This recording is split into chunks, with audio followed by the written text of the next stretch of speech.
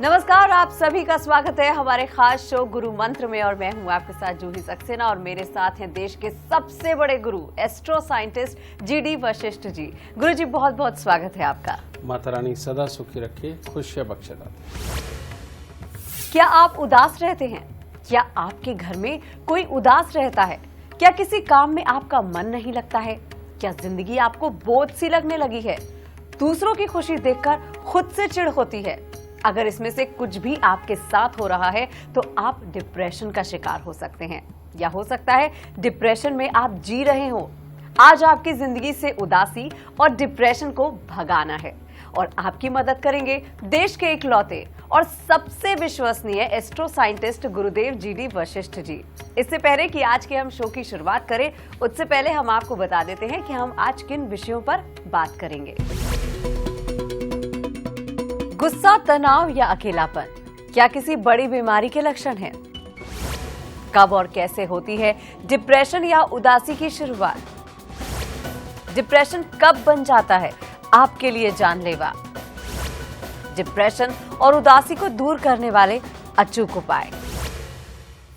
Show की शुरुआत करें उससे पहले हम अपने दर्शकों को बता दें कि टीवी स्क्रीन पर जो ईमेल आईडी फ्लैश हो रहा है उस पर आप हमें मेल कर सकते हैं अपनी परेशानी। आपको इस शो पर कॉलर बनने का मौका मिलेगा और अगर आप गुरुदेव से संपर्क करना चाहते हैं तो स्क्रीन पर फ्लैश हो रहे नंबर्स पर आप हमें फोन कीजिए।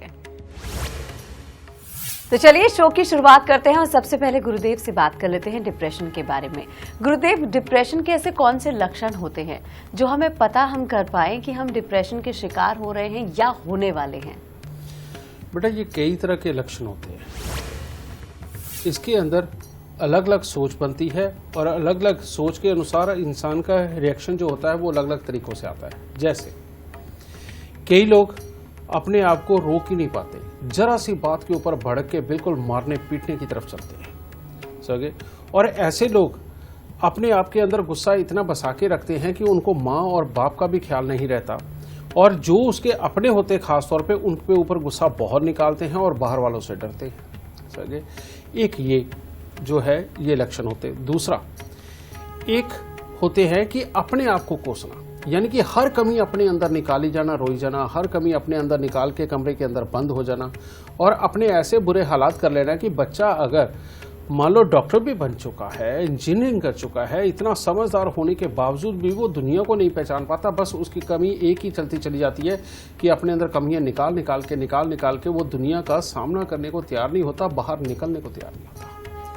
एक और लक्षण होते हैं और वो लक्षण सबसे खतरनाक है और वो होता है कि किसी की भी बात कोई बुरी लगी, किसी का भी कुछ भी कहना उनको ऐसे लगा कि मेरे खिलाफ गया। आदमी एक ही बात सोचता है कि दुनिया में जी के क्या लेना है, दुनिया में रखा क्या है, समझे, दुनिया मेरे लिए बेकार है।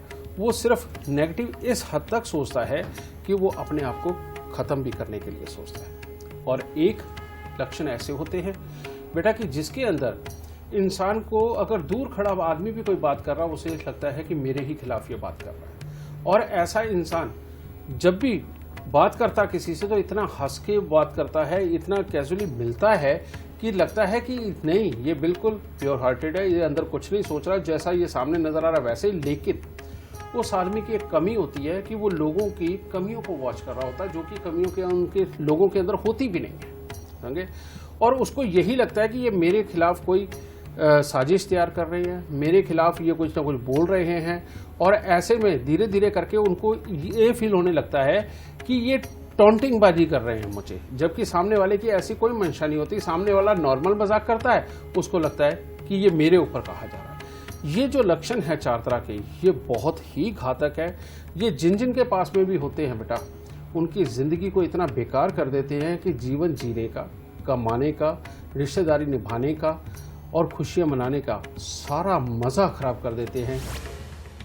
गुरुदेव जी, अब आपसे जानना चाहते हैं कि हम इसके उपाय क्या कर सकते हैं। कितनी बार हम डॉक्टर्स को दिखाते हैं फिर भी कोई हमें फायदा नहीं होता है, हम या फिर हमारे परिवार वाले उसमें डिप्रेशन में डूबते जाते हैं और पता भी नहीं चलता है कि वो किस स्टेज पर जाकर पहुंच गए हैं। तो हम इसके लिए उपाय क्या कर सकते हैं?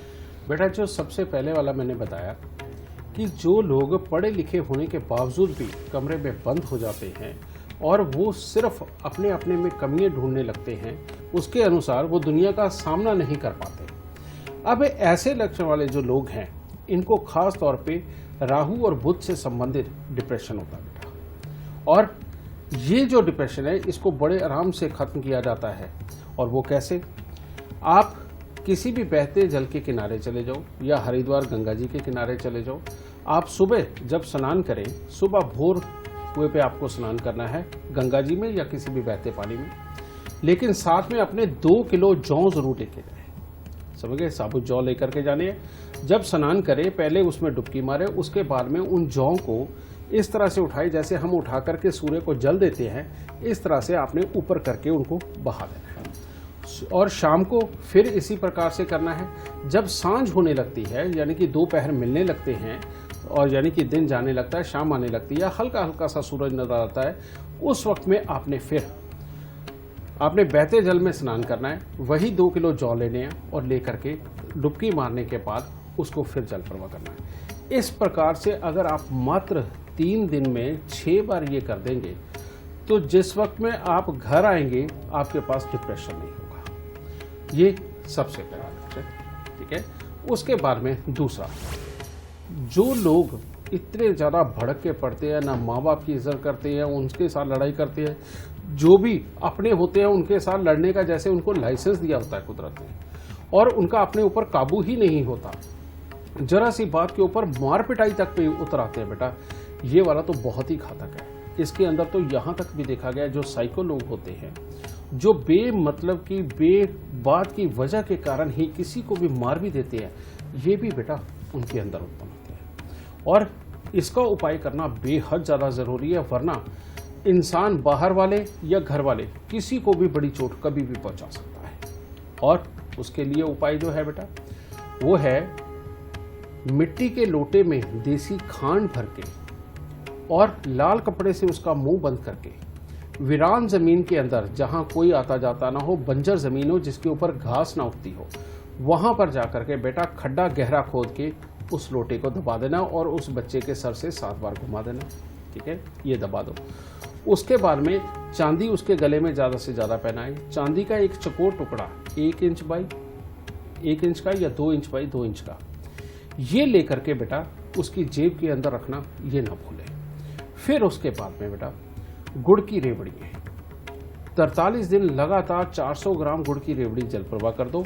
और 7 मंगलवार 400 ग्राम चावल को दूध के साथ धो करके बच्चे के ऊपर से 7 बार घुमा करके उसको जल प्रवाह कर दो। ये नेचुरली बात है, बहुत खतरनाक वाला डिप्रेशन है बेटा, इसीलिए इसके उपाय भी थोड़े ज़्यादा हैं, ठीक है। और ये अगर आपने कर लिए तो ऐसा हो ही नहीं सकता कि आपके बच्चे को कोई बहुत बड़ी समस्या बचे। उसके बाद धीरे धीरे करके वो लाइन पे आ जाएगा। फिर इसके बाद में अगला डिप्रेशन।